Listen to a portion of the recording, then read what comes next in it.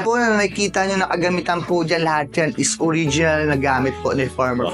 Sir, ano po ito, sir? Bale, ito naman po yung tinatawag naming indoor plant box. Hands lang po namin yung color, pero yung materials po ng wood, still original po yan. Okay. Kung mapapansin nyo, kaya po hindi po namin yung pinapaayos para ma-remain po yung authenticity po ng Yes, gamit. totoo, yeah.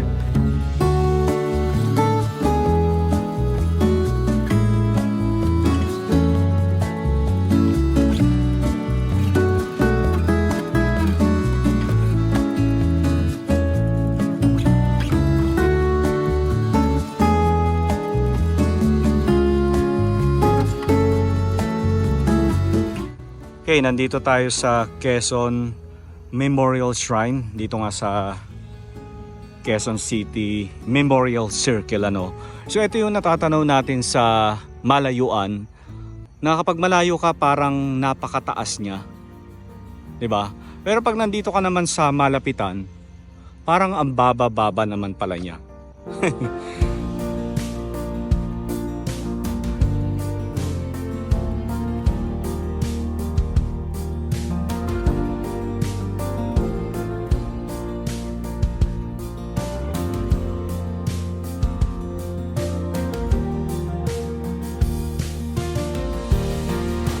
Okay, so welcome to Manuel L. Quezon Heritage House, na ang tagal-tagal na nating gustong i-feature to, and finally ay naaprubahan yung ating request, ano. Kay Sir Michael. Hi Sir Michael, good morning.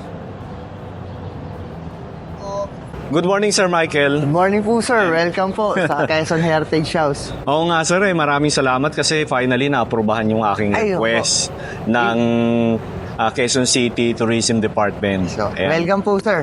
I hope, sir, medyo mas marami pa tayo mga time na makabisit pa po rin dito. Oo nga, no? Kasi siyempre, marami kasi tayong mga kababayan na hindi afford na pumunta rito sa itong Manuel L. Quezon Heritage House. Malaking advantage din ito, especially mga senior citizens, Yes, sir. PWDs, and mga bata na hindi nakakapag-travel, lalo na kung malayo sila, sir, ano? Yes, sir. Ayan. So, sir, I take this opportunity po para encourage po sila na pumunta rito. By the way po, ang Quezon Heritage House po is open po kami from Tuesday to Sunday from 9 a.m. to 4 p.m. po. And then, take note po, it's free admission po kami. With guide po yun. Walang bayad. Wala po, sir. Kasi ito pong Quezon Heritage House is founded po ng local government of Quezon City po. Ayun, maraming salamat. So sir, kwentuhan mo muna kami, anong taon, kung familiar po kayo, itinayo yung original na bahay ni Manuel L. Quezon sa Gilmore po. Gilmore. Okay po, by the way po, good morning po. By the way, this Quezon Heritage House po is owned by our late former President Manuel L. Quezon po. Ito pong bahay na to is originally located before sa number 45 Gilmore Street, New Manila. Yan. Way back in 2013 po, the local government of Quezon City and the remaining families of President Quezon decided to rebuild this house to become a tourist attraction po, and then to keep the legacy po na mga gamit po ni former President Quezon. Itong bahay na to is na-reconstruct po siya way back in 1927 po sa New Manila. Ito po ay kay Don Hemaldi, tapos na-purchase niya po ni former President Quezon para gawing bahay pahingahan during that time na nagkaroon po siya ng tuberculosis. Ay, oo. Kaya siya nagkaroon ng rest house Po, dito sa Quezon City. Metro Manila po. Oo, Especially Metro. sa Quezon City po. Oo. Alam mo sir, marami Yes, sir. na rin akong na-feature ng mga lumang bahay, pero bibihira kasi ako maka-feature ng mga ganitong museum. Kasi medyo strict kasi yung ibang mga local government when it comes to recording. Yes po. Gusto lang nila picture lang pero no recording. Yan. Natutuwa ako kasi ito ay allow. Yes po, ito po, pagmamalaki ko po sa inyo, ang Quezon City Government po, especially ang Quezon City Tourism Department po, Oo. proper letter lang po, provide po namin yung request po nyo. Ang structure ng bahay, Ay, how many percent kaya ito? By the way po, ito pong bahay ito, 60% po is still original po. Okay. Yan. Ano po yung mga original, like mga tiles, grills. Oh, really? Yes, sir. Original itong po. tiles? Even the roof ng bahay, sir, is still original. wow. Yung 40% na lang po na sinasabi ko na hindi original, yung po yung mga concretes po. Oh, Pero like sir, kung the ano po wall, yung nakikita nyo Kung anong color po yan, it's the same. It's the same. Yes po, wala po kami binago po dyan. Even mga Yes city po, sir. Mas maganda po siyang tawagin, sir, reconstructed house. reconstructed. Yes, sir. Oh. Not replica. Oo naman. 60% ng bahay still original. Dito Original. pa rin po. Kaya Oo. good term po na tawag sa kanya, reconstructed house po. Reconstructed. Yes po. Okay, galing. Dito Oo nga, mga lumang machuka tiles. Ang galing na bakbak pa nila, sir, ano? Yes po. Eto na tayo. Ito pong bahay na to is 2 years in a making po na ni-reconstructed po siya. Started reconstructed this house po way back in 2011 and then natapos po siya, nag-open po kami way back in 2013, October 21 po. Ito po yung mga iilan na larawan na original na bahay sa New Manila, sir. This one po. Yes po.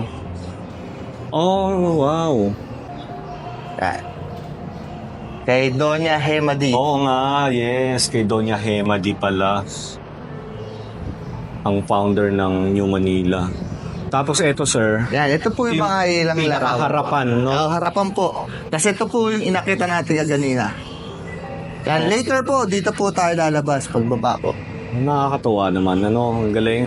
At least 60% ay na-keep ninyo, Yes sir. po, sir. Na-preserve po ng Quezon Oo. City Tourism Department, especially the Quezon City government po. Oh, ang galing. Even the flooring, sir. Yes, sir. Ito. Still original po. Wow. Kung mapapansin yung mga wood part po ng bahay, sir, yan po yung pagmamalaki po namin sa inyo na na-keep po ng Quezon City Tourism Department po yun. Grabe. Alam mo, sir, ang tagal ko nang nag-cover ng mga lumang bahay. Na-imagine ko kung gaano kahirap yung bahay na luma, dinismantel. Yes, sir. Piece by piece. Yes, sir. Tapos dadalhin dito. Siyempre, bago simulan yun, kailangan sukat lahat. Yes, no? sir. Yun po Very talaga, sir. masinsin talaga. Lahat po. Tsaka kung saan po siyang part na nakalagay, dun mo Dun po pa rin. siya ilalagay. Kasi, automatic, sir, pag naiba, hindi na Oo magsasakit. nga, siyempre yung unang-una dyan yung pundasyon. Yes, sir. Kailangan Yun po. sakto, no? Yun din po yung talagang medyo challenging po dito. Katulad kung Oo. mapapansin nyo po is wood po yung flooring natin. Yung pundasyon po talaga yung pinatibay. Oo, yes, tama. Then ito po, dito po tayo sa first room po ng bahay po ni former President Quezon.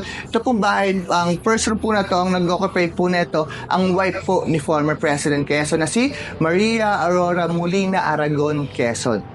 Okay. And then ito po yung bed po ni Doña Aurora. Ang tawag po dito sa bed natin is four-sided bed or four-posted bed na binigay po ng US government to recognize po na si Doña Aurora ang asawa po ng presidente ng Pilipinas before po.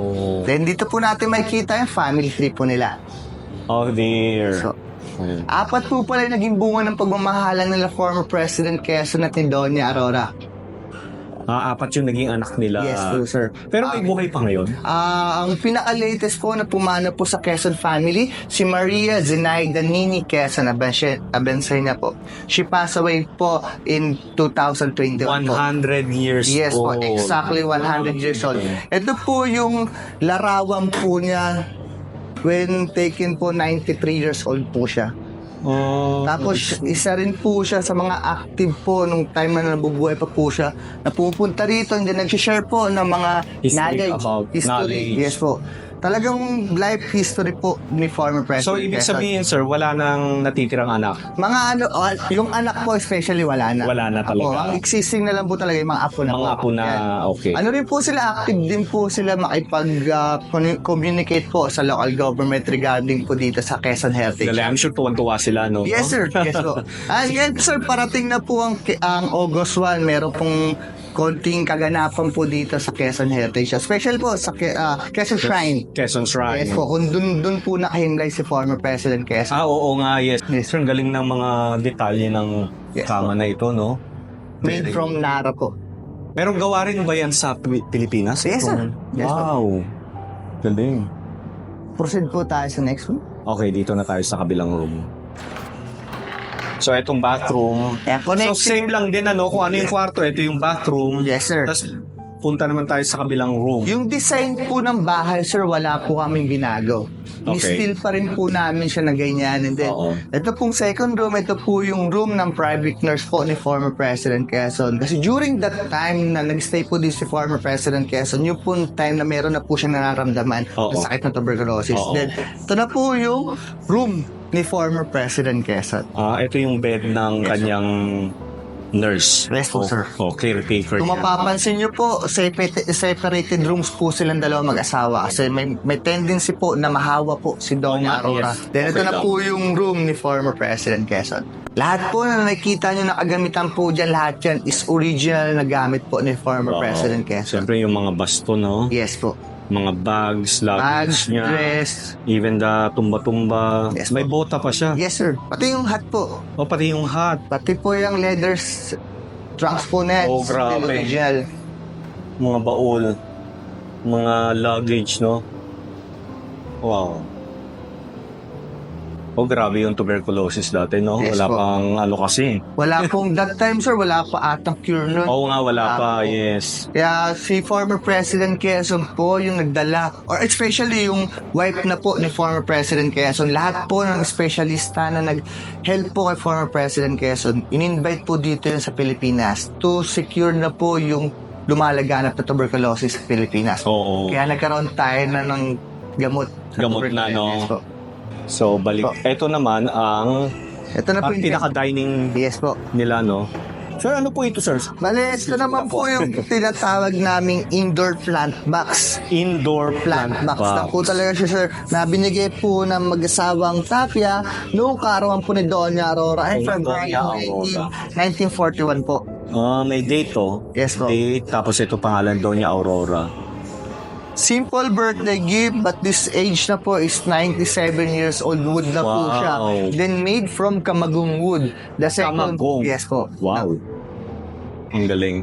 Sir, galing na ito, na-keep nyo ito. Yes po. Still original yan, sir. Yung arko na yan. Yes po. In-enhance lang po namin yung color, pero yung materials po ng wood, still original po yan. Ang galing, kita nyo, sakto. Yes, Yung pagkalagay, oh. Tama yung sukat.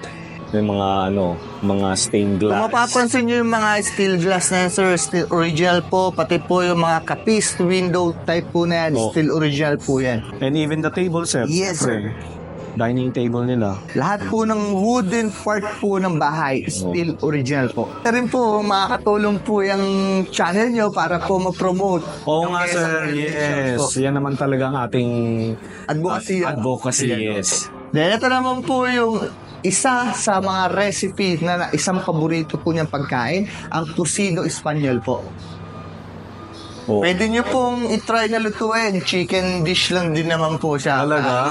Visit ko. Kumpleto po yan na ingredients sa po ng procedure po. Kung sir, proceed po tayo sa ground floor po ng bahay. Especially po kasi itong floor po na ito, second floor na po tayo. Okay. Proceed po tayo sa ground floor. Okay. Ito naman po yung spiral staircase, sir. Ito po yung pinakamatagal na gamit po dito sa buong bahay. Still original po ito. So Wala. dito talaga siya, sir, entrance. Yes po. Entrance. Ito pong floor po na to, sir, for family use only lang to. Okay. Even nag-exist pa po si former President Quezon family, hindi po sila nag-receive po dito ng mga visitors. Sa baba. Sa baba na po. Sa Kaya baba. ito po talaga, personally po, na ginagamit po ito ni former President Quezon. Pag mag-receive po siya dito ng mga Paikot na hagdan. Yes, po. Spiral staircase. 19 steps spiral staircase po siya, sir. Bakit nga. 19 step? Sinunod po sa araw ng pagkapanganak po ng Quezon, ni former President Quezon at ni Doña Aurora. Pinanganak po pala si former President Quezon noong August 19, 1878 po. Then si Doña Aurora ay pinanganak noong February 1888 po. Kaya yung 19 na number po, sinunod po rito sa spiral staircase po nila. Galing naman nun. Then for me po, ito po yung unique na spiral staircase. Bakit po kamo? Kasi kung mapapansin nyo po, may mga na-unlock lang po siya. Easy to unlock po siya and then malilipat din po. Madali lang. Unlike sa spiral na nakapix na. Oo. Ito po mga na-unlock lang po Ang yan. galing. So madali mo lang siyang tanggalin at ilipat Ako, ililipat, may ililipat din po. Galing ng idea na ito. Yes po. Then ito na po yung pinaka-receiving area na po ni former President Quezon. Ito yung pang-bisita lang. Yes po, pang-bisita po. At dito po natin makikita yung conference room po ni Doña Aurora. Conference Yeah. room. Dito po nag-create ng meeting po si Doña Aurora. During that time, kasi po si Doña Aurora ang naging kauna-unang chairperson po ng Philippine National Red Cross. Oh. And ito naman po yung ilan na award po ni Doña Aurora bilang chairperson po ng Philippine National Red Cross. And ito po yung mga ilan na katibayan na naging chairperson po si Doña Aurora. Yan po yung inauguration po ng Red Cross sa Baler po. O sa Baler ito, sir? Yes po. Itong table, sir, original din. Yes po, Talaga ng bahay, no? Yes po. Even the flooring wood po Itong natin. wood parquet. Yes po. Still original po yan. Talagang binuo po yan ulit. Ang galing ng sukat to. Saktong-sakto. Yes po. Grabe, ang hirap mag-ano, sir. Then even the tiles po, sir. Tawag po dito sa tiles is Machuca tiles. Made from organic materials po. Still original pa rin po siya, sir. Machuka tiles ito, sir? Yes, sir. Machuca tiles. Oo, ayun nasa gilid. Oo nga, galing, ha? Then, ito naman po yung pinaka-life-size statue po ni former President Quezon. Ang gumawa po na itong statue na to si Mr. Guillermo Tolentino, one of the national artists ng Pilipinas. Then, ito pong height po ni former President Quezon. Eksakto. Eksakto po yan. 5'6" Galing. po na height po ni former Parang President totoo. Quezon. Wow. Di ba? Parang kala mo totoong tao, no? Ilang height siya? 5'7"? 5'6", sir. Okay. Tangkad pala. Kaya encourage ko po lahat ng mga viewers po ni Sir na sundan po yung code of ethics po ni former President Oo Quezon. nga eh. Proceed po Tapos tayo. ito naman, sir. And dito po muna tayo sa next room po. Itong room naman po na to, ito po yung room ng wife po ni former President Quezon. Yung second room po ni Doña Aurora. Second room. Yes po. Okay. Nung time na po ng pagkapano po ni former President Quezon, nag-go down na po sila dito together po ng mga daughters and the son po ni former President Quezon. Oo. Then ito po yung mga ilan na na-preserve ng Quezon City Tourism Department na gamit po ni former President Quezon, especially sa mga daughters po niya. Oh. Kay Doña Zinaida po, tsaka kay Doña Aurora Baby Quezon po. Wow. Galing naman ng aparador na ito, sir. Aparador Yan po ba yung ito? tinatawag na Felician Mirror, Felician Closet po, na binigay kay former President Quezon during that time po ng kaarawan po niya ng August 19, 1928. Oh, may date. Yes po. Oh, di ba? Makita. Wow. Rare ito, sir, ha? Yes, sir. Grabe. 1:1 yan, sir. Oo. Tsaka original yung mga salamin. Kung mapapansin niyo, sir, sa tagal na lang din po ng bagay na to, Oo nga, nagka-crack na. crack na rin po. Ang hirap na nito yung... Natural crack na po yan, sir. Oo. So, ano laman yan, sir? Wala na po. Wala na. Ganyan na lang talaga. Yes, so. Hindi na siya pwedeng galawin. Hindi na po. Talaga hindi na rin po namin i-encourage yung iba na hawakan po yung mga gamit. Kasi kami, Tama. sir, personally po, hindi po namin secure sa kanila na matitibay pa po yan. Okay, oo. Para po makip lang po. Tingin-tingin na lang tayo. sir, Tingin no? na lang po tayo. At para Oo. rin po sa mga next generation, makikita pa rin Makikita po pa rin nila, yes. po. Kaya nga wala akong ilaw, sir, napansin mo? Thank you po, sir. Thank you po. Ito nga, mga ambassador's chair, oh. Yes po, Ambassador. So, siya po yung safety bolt po ni former President Quezon. Original po yan, sir. Wow. Safety bolt. Oo nga. Grabe. Kakaibang Yan po bolt yung ito. kahuli-huli ang na compete or na collect po ng Quezon City Tourism Department po. Nagamit po dito sa loob ng bahay. Wow, ang Ay galing. galing po yung second daughter po ni former President Quezon. Mga anong year yan, sir? Familiar ka? Hindi na. Oo. Nakip na donate na po yan dito, sir, way back in 2029 at 19 po. Oo. 2019. Okay, okay. So, yung banyo, syempre, bago na yun, sir, ano? Yes, sir.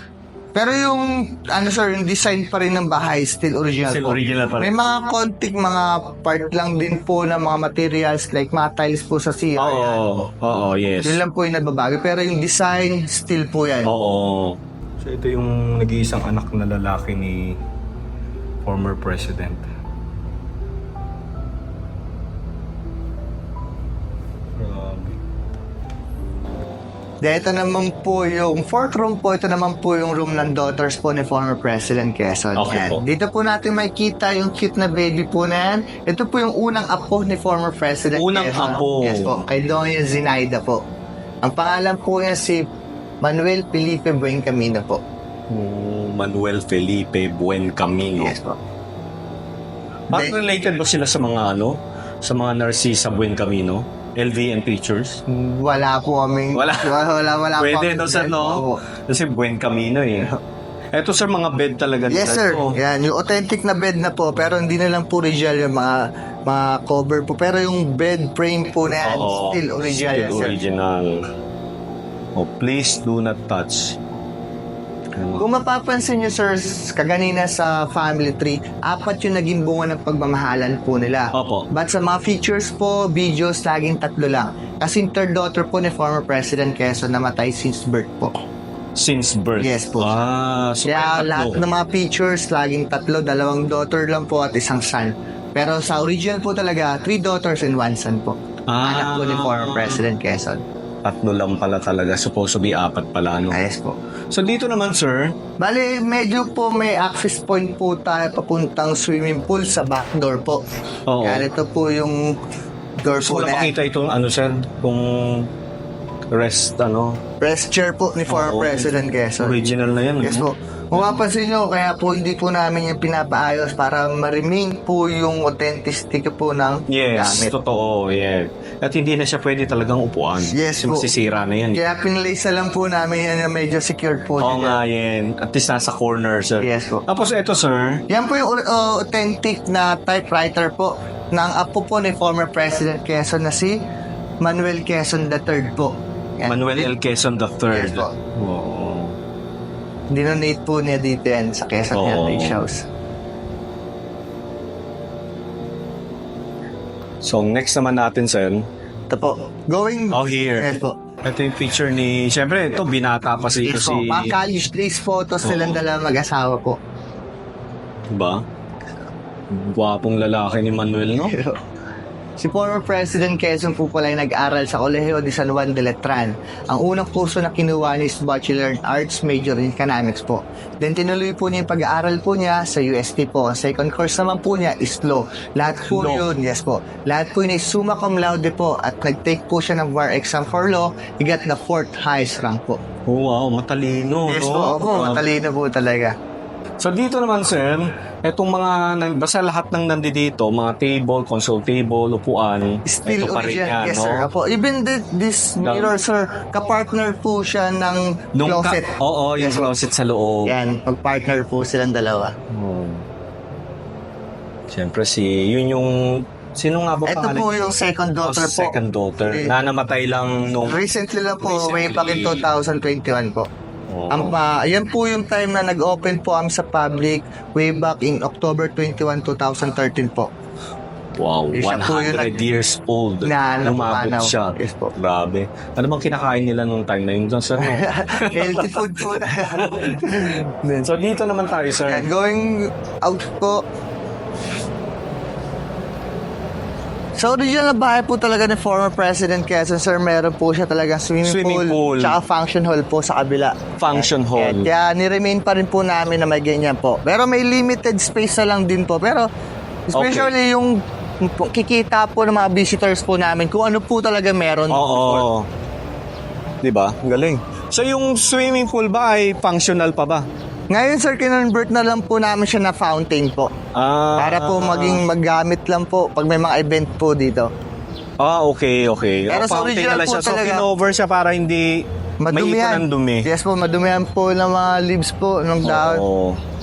Po yung pinaka-functional na tawag namin social hall po. Social Yes hall. po, social hall. Makikita natin dito yung National Federation of Women's Club of the Philippines marker, no? Ito pong dito po natin makikita yung Machuca tiles din, sir. Yan, still original pa rin yan. And then yung Cariati statue po.